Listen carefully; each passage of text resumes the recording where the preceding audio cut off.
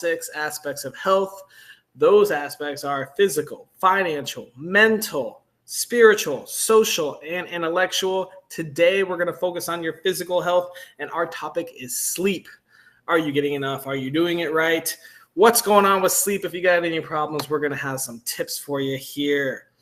Millionaires Are Made is the show built on the fundamental belief that every person you meet knows something that you don't, and there's something to be learned from everyone. So we've brought 3 awesome guests here that maybe you don't know, but they're going to tell you a little bit of helpful advice for you. And then if you decide to, you can follow them and get to know them a little better. In the spirit of authenticity, we want to keep this as real as possible. This isn't just 3 people that agree with me and share the same tip in different forms. I actually have never met or learned anything about our guests until about 15 minutes before the show when we go over the show structure. And we kind of go over our tips to make sure they aren't all the exact same thing. So these people all have their own thoughts, theories, whatever tips, and there's no bias or any persuasion from me or my team. We like it that way. This episode is officially sponsored by InstaFarm, where you can grow, automate, and use AI all your vegetables in your house with no task other than just filling the water up. Literally, it's dummy proof. Awesome product. Hit us up if you're interested in that. Go check out instafarm.ag. Guests, you have something that you need to share. I know it. I know you know something. Come online. Come share it with us. We need more guests. Please sign up at www.millionairesaremade.com. It's in the comments right there. Sign up. Get your voice out, tell us a little something, and help teach the world about everything. That also goes for topics. If there's something you're curious about that you want to learn a little more about, let us know. We can throw a topic for anything, and we will do all the hard work, find the guests, find the experts, and learn a little bit about stuff with you. If you like what we do, please share, like, subscribe, all that fun stuff that lets us keep this show going, because we would love to keep bringing guests on and teaching and sharing knowledge with the whole world. But we can't do that without, the social media requirements of likes, comments, shares, and all that stuff. So please help us out. If you like our show and our episodes, be sure to subscribe to all that stuff. Without further ado, sleep. So my tip today is going to be something very interesting I've learned recently. I've never been a big coffee drinker till I moved to this island, and I had a coffee shop. I guess that helped too. So owning a coffee shop, having coffee right there was pretty insane. I probably drank more coffee than I liked, and I still don't even really like coffee. But it affects a lot of things with your sleep. Even if you drink 1 cup at 6 a.m., caffeine specifically blocks your neurotransmitters that make you feel tired. That's how you stay more awake. But that's not that good for your body or sleep. So if you're having trouble sleeping, you're tossing and turning, you're not getting 7 or 8 hours, maybe you got to think about your caffeine intake. The entire purpose of caffeine is to block your tiredness receptors. Think about that chemically. And that's my tip for the day, but let's hear some more. So we're going to pull out Paul. Hey, Paul, how you doing? I'm doing amazing. Thank you for having me today. Amazing. I like hearing that. Paul, who are you? My name is Paul Leviton. I am a podcast host myself and a public speaker. I host a podcast called Happy, Healthy Human that helps people become the happiest, healthiest version of themselves. And I spent over 10 years in the fitness and nutrition world as a personal trainer, nutrition coach, before leaving and getting into the personal development world as a board licensed health and wellness coach and a self-confidence coach. And that's where I live now. Damn. All right. Self-confidence, happiness, healthiness, all the good stuff. That might have something to do with sleep. Let me ask you, if I was to improve my physical health with sleep, what tiny piece of advice would you give me, Paul? I would say to keep your phone out of your arm's reach when you go to sleep, ideally plugged in on the other side of the room or even outside of the room that you sleep in completely. Can you tell us why? Well, yeah, a lot of people will hear about like blue light and the light that screens make, whether it's your phone, your laptop, whatever. But I think it's more just about habits. So something that I study and I talk about a lot in my podcast and my coaching is about habits. And when your phone is close to you within arm's reach, your initial habit is going to be to grab it and touch it. So when most people go to sleep with their phone plugged in right next to their nightstand, usually the last thing they do before they go to bed is going to be touch their phone. And the first thing that they do when they wake up is going to be touch their phone. And when we touch our phones, I know, at least for me, probably most people will agree that what you tend to do is scroll. You open YouTube or Instagram or TikTok or any of these apps that are made to suck your attention and keep you on them. So at 10 o'clock at night, when you're like, okay, if I go to bed now, I'll get 8 hours. Then all of a sudden, right before you put your phone down, you open up TikTok, you end up scrolling for 45 minutes, and then boom, you're that 8 hours of sleep is now less than. Add on top of it again the blue light that makes you sleep not as well. So by keeping it on the other side of the room, or again in a completely different room, you break that habit and you make it so that it's impossible for you to have it right before bed, which means that you'll get to bed quicker. And it makes it so that you can't get straight into scrolling the first thing when you wake up, which makes you more likely to do something like move your body, meditate, drink a glass of water, or any of the other positive things that we know to be. So this book ends your nights, beginning and end, with positive habits. Man, you need to watch our last episode. We just went over screen time with mental health, social media. A lot of it relate around laying your bed, you're putting your phone away, and we had a spending coach. There's like most purchases on Facebook are actually while you're laying in bed. Super interesting. All right, Paul, tell us about your journey. Where did you learn this advice? How did you learn it? What made you want to learn it? Well, as I kind of said in my introduction, I started in fitness and nutrition, and then I got into habits and overall wellness because I started to be interested in human behavior in general. Like, why are we the way that we are? Why do we do the things that we do? And sleep is a part of that. A lot of people, you might hear the common thing where it's like, well, exercise, it's easy. It's diet that's hard. But what I found in my experience is like exercise and diet are both easier than sleep. Sleep is actually the hardest thing we do because most people get so little sleep and are bad at sleep. And there's so many things that distract us. It's easy to think like, well, the one place that I can get more time back, because we all need more time in the day, but days don't come with more than 24 hours, is to just get less sleep. But science has shown us that that's the worst thing that we can do. And optimal sleep will optimize everything else in our lives. So I look at this from, again, a habit perspective of I want my small habits to make everything in life easier. So if I set myself up for success, I don't have to worry about like getting the best sleep if I, again, don't allow myself to be distracted by my phone in the hour leading up to my sleep. I don't have to worry about getting off to a better start in the morning if I know that that night I got to bed early because I wasn't on my phone. And in the morning, I'm not going to get right onto my phone. And the habits that I actually want to build, again, like exercise, like journaling, like meditating, whatever the positive things that are going to move me forward are going to easier slide into place because I'm not distracting myself. So through studying habits and learning the importance of sleep, it just became the natural conclusion for me. Wow, I love it. That's awesome. Anything else you want to add to your tip? You got about 30 more seconds if you want to tell us some more knowledge. Just that, yeah, just that sleep is important. Again, it can't be overstated, but if you're someone who's not getting that much sleep, don't overthink it. If you're getting 4 or 5 hours of sleep, don't try to go for 8 hours. Going back to habits are easy. If you're getting 5 hours of sleep a night, go to 5.5. Then do that for a while, then go to 6, then go to 6.5. Don't try, because if you try to jump to 8 hours of sleep when you're sleeping right now from 4 a.m. to 8 a.m. and getting 4 hours, you're not going to do it. And it's going to be frustrating. That's a great point. Yeah, little baby steps. Great point. Awesome. Thanks so much, Paul. Limit that screen time and you might sleep better. We're going to move on to our next guest here. We've got Edward. Edward, how you doing today? Doing great. Thanks for having me on. Hey, Edward. Who are you? So my name is Edward White. I usually go by Ed. I'm a certified personal trainer and online fitness coach. Very cool. Pretty new to it still. I got certified back in April. I'm also a certified nutritionist. So, Ooh. Yeah. All That's right. So me. you got nutrition and physical training, inside and outside. All right. Well, maybe you have a little piece of advice. If I wanted to improve my physical health with sleep, what simple tip would you give me? I would say to stay away from alcohol. Um, Mm. yes.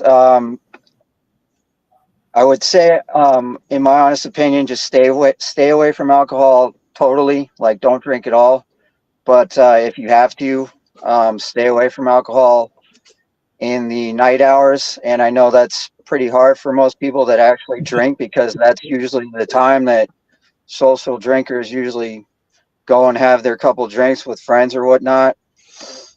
Mhm. But honestly, if you're someone like me that had a problem, it can actually really affect your sleep to the point to where it'll knock you out, and you might get the sensation that you're having a deep sleep, but when you wake up, it's like as if you didn't sleep at all.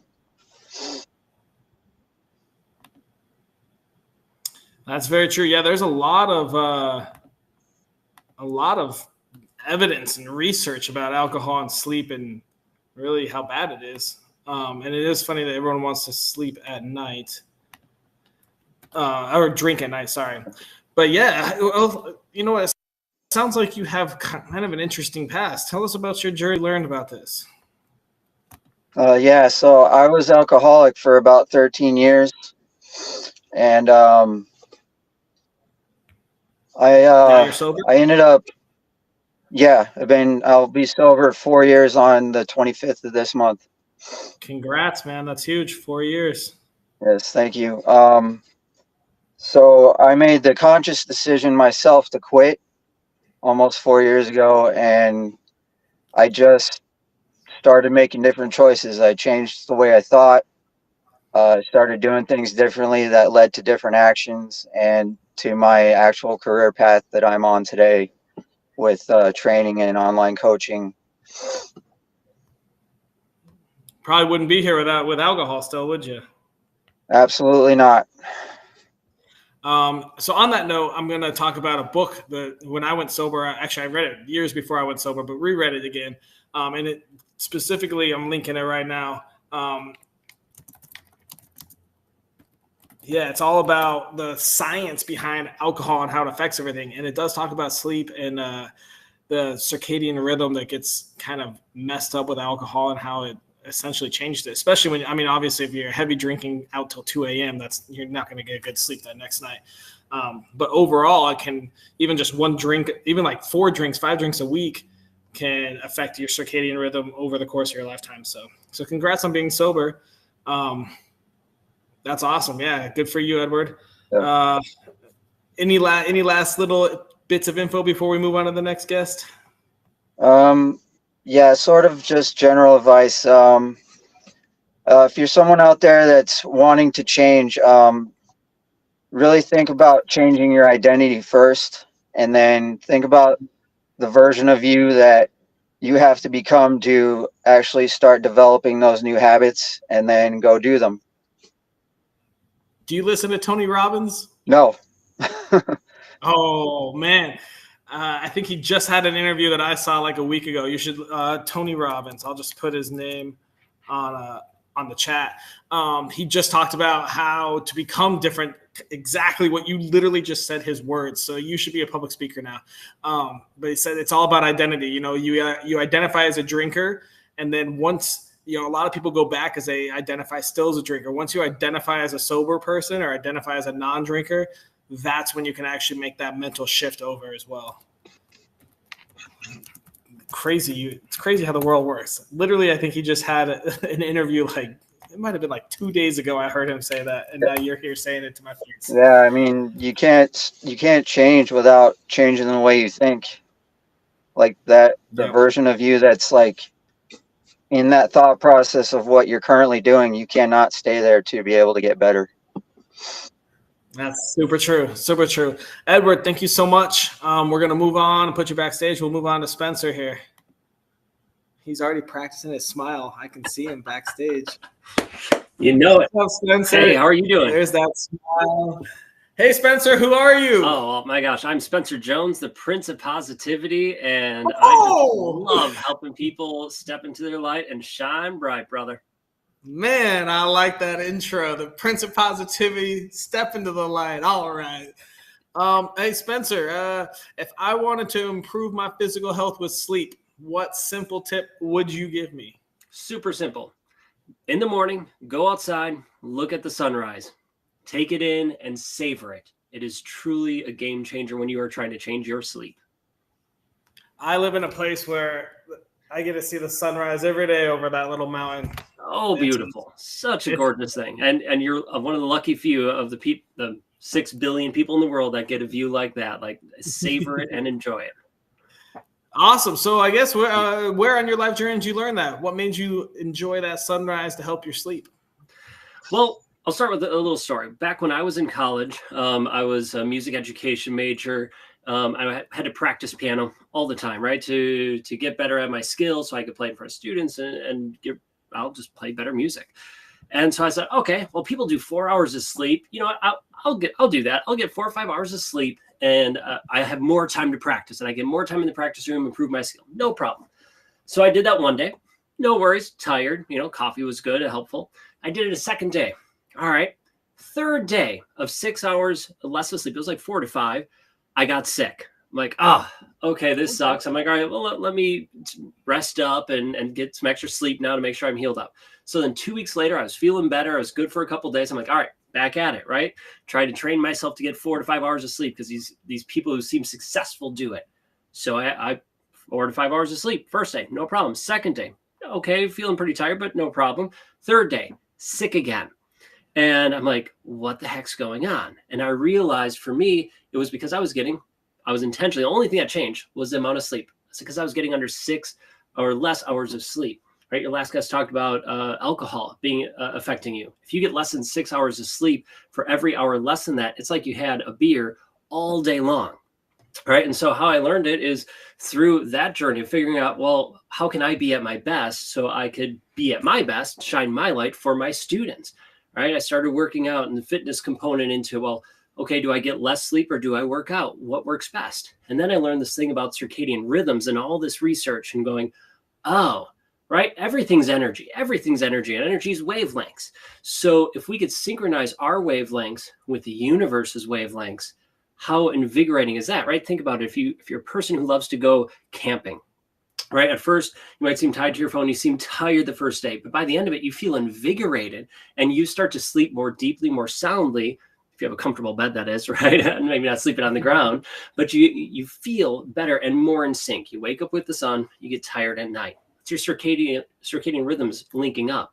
So in the mornings, if you go outside, look at the sun, your eyes have receptacles that tell your brain and body to stop making melatonin. So, okay, just go look at the sun and you know, maybe it's cloudy that day, or, you know, I live here in Wisconsin in winter. It's cloudy most of the days. So, you know what I'll do is I'll go by the window, look out. But even better than that, because the window blocks some of the UV rays, is I'll just go stand outside. All right, I'll just go stand outside 30 seconds and just savor it. And then as I'm doing that, for me, being the Prince of Positivity that I am, I'm like, how beautiful is this? Let's savor the good things, the fact I'm alive again, that I'm here enjoying the sunrise or the sunlight, and I can think of other gratitudes. And it's just a true game changer, and something that has really helped me is to start my day by looking at the sun, whether outside or inside, and that helps sync my circadian rhythms, which then helps me fall into that wavelength of the universe and get better sleep overall. Interesting. All right. Very cool. Yeah. So go out, look at the sun, and try to sync your circadian rhythm up with the universe's rhythm, or the sun, or whatever you want to call it. Right. The collective chi in African tribes. Cool. That's awesome. Yeah. Wow. Yeah. Okay. Anything else you want to add to that? Oh, there's so many things, right? Because it's I've got about a minute left. Like I love what Paul shared, right? Watch blue light and the screen time, right? Because that affects your energy and ability. You're not allowed to talk about other guests yet. I'm not allowed to talk about other guests. Okay, I'll just talk about me. Well, I'm awesome. You're awesome, and you know what? Everybody here, you are amazing. You are worthy. You are enough, just the way you are. and I'm honored to be here and hopefully just share some love and light with y'all. All right. Well, since you started it, we'll bring out the other guests and we'll do a round robin here. We got Edward and Paul coming back out. All right. Let's start with Paul. Paul, can you very quickly refresh what your tip was? My tip was to ditch your phone as quickly and as far away from you as possible before you go to bed at night. Awesome. Edward, what are your thoughts on that? You know what? I totally agree. And it's something that I've actually had a bit of a problem with myself lately because of my online business. Yes. Well, I'm always operating from my phone. So it's like, I try to be done by like 9 o'clock, and probably about 75% of the time I can make it. But, you know, some nights I work real late and then I get off and then I do some work on my phone again. So it's a work in progress. We all are. We all are. Well, yeah, maybe connect with Paul and see if he's got some tips on that.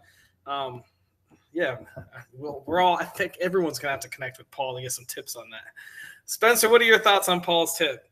Man, I love that idea of putting your phone away from arm's reach. I started doing that a couple years ago. One for the blue light, so it was out of reach, but then also the Bluetooth and how those waves affect your energy too. So I put it across the room, and that's been a real game changer because now when I set my alarms, it forces me to get out of the warm, cozy bed. As much as I want to yell at Siri or any of the other ones, right, to shut off the alarm, I still force my butt up, and it's been a really, really big help. So I love that tip. Thank you for sharing, Paul. Phone on the other side of the room. All right. Edward, can you real quick refresh us what your tip was? Yeah, just totally stay away from alcohol. Sleep better, no booze. Spencer, thoughts? Huge, right? Alcohol is technically a poison. It's poisoning your body, and that's affecting your sleep along with many other aspects of your life. So either limit it when you're not sleeping, or as Ed suggested, eliminate it completely. Why are you drinking? What's the purpose of it? Are you numbing something or using it as a crutch for something? Look at it and evaluate to see what that is. And maybe it's alcohol, maybe it's something else, but sticking to Ed's topic of being sober, it's going to be better for you and for the people in your life, and better sleep so you could be at your best. I would say on that, if you do choose to drink, I don't know if there's any science behind this, but from what I've seen, if you drink, the number of days you can limit it is going to be better. So if you want sleep and you're drinking like 1 to 2 drinks 5 days a week, like after work or whatever, and then drinking it on the weekends with your friends or whatever, it's going to be a lot better if you can eliminate those 1 to 2 and save it all for the weekend. So at least you get 4 or 5 nights of better sleep throughout the week. So that's a little extra tip. Paul, what are your thoughts on alcohol for sleep? Yeah, 100%. Edward's right. Spencer's right. Alcohol is bad. Just full stop, period. Alcohol is bad for you. And it's almost a double whammy when you're talking about it around sleep, because Edward kind of touched on this before. A lot of people drink because they think they're like, oh, I sleep better when I drink. Mm-hmm. Like I actually need alcohol to sleep. I can't get to sleep right, exactly, without having a few drinks. But studies will show, and science has proven this, that the sleep you get is not quality sleep, meaning that the 8 hours of sleep you get after drinking is not as restful as even 5 or 6 hours of sleep when you're not drinking alcohol. So it's this false reality where we think like, okay, like, well, the alcohol is helping me get more sleep, but it's actually doing more harm than good in many ways, but specifically around the rest that you're getting. It's almost like you're actually awake while you're sleeping. So like you're not actually getting that deep sleep, what they call REM sleep. That is what's actually recharging you, resting you, letting your body recover, that we actually need. So if you're thinking like, okay, well, yeah, like I just need the alcohol to get to sleep, or I need it to get better sleep, you're actually working in reverse. And that also goes with cannabis. I mean, I'm in the cannabis industry, and I know a lot of people that use it for sleep, and it's almost like melatonin as well. Like a lot of people use it to get to sleep if it's hard, but if you're getting reliant on that, cannabis actually does not give you as deep or as consistent of sleep as if you were to do it au natural.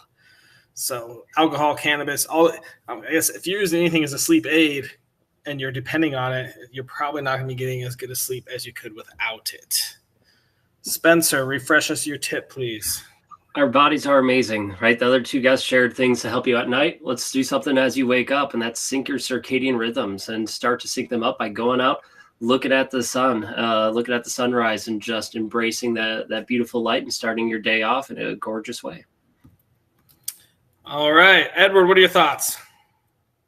Totally agree. I first heard about that through the Andrew Huberman on his podcast, and while I cannot actually partake in that activity because I work so early in the morning, I still at least like right when I get up, I try to drink like 32 ounces of water. I just turn on my kitchen light real quick and just stare at the light. Maybe at some point throughout the day, you can just pop outside for 30 seconds and stare at the sun. Get a little sun, yeah, my day job, I'm usually walking around outside, so it's still good. Nice. There you go. And Paul, what are your thoughts on Spencer's tip? Yeah, I mean, Spencer's a genius. He knocked it out of the park as usual.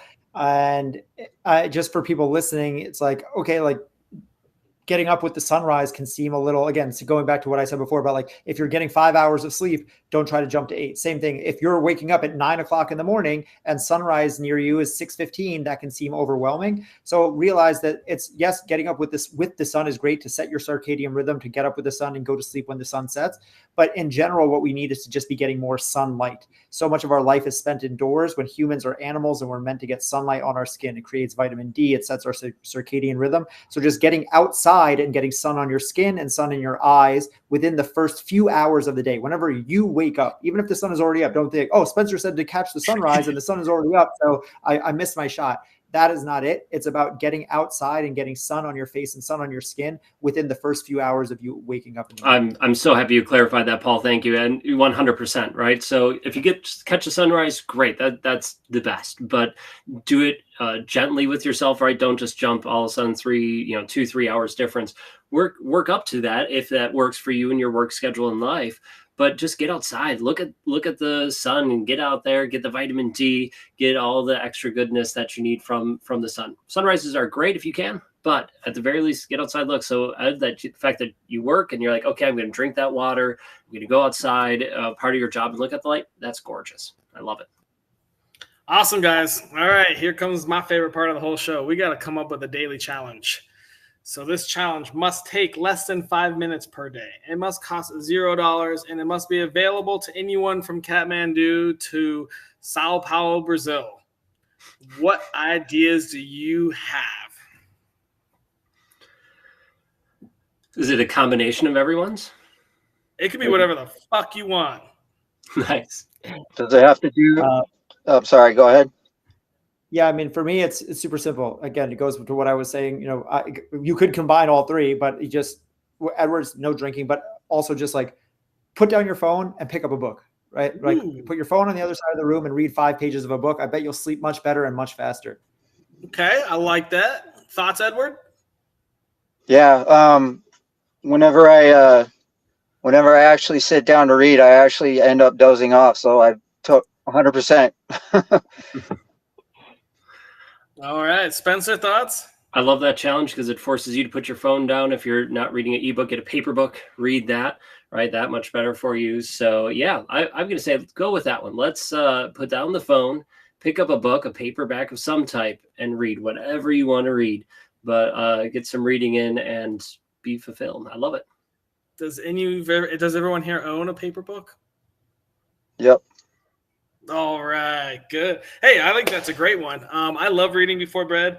My problem is that a lot of times when I read, it spurs things for blogs and content and shit. So then I have to pull out my laptop. But yeah, let's do that. Let's put the phone on the other side of the room and read a real book before going to bed. This is gonna be kind of hard to like prove.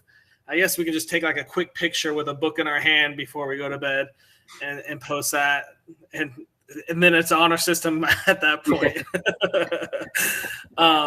Cool. Yeah, I think that's a great idea, guys. Any last remarks before we sign off now that we've completed the challenge in the whole episode?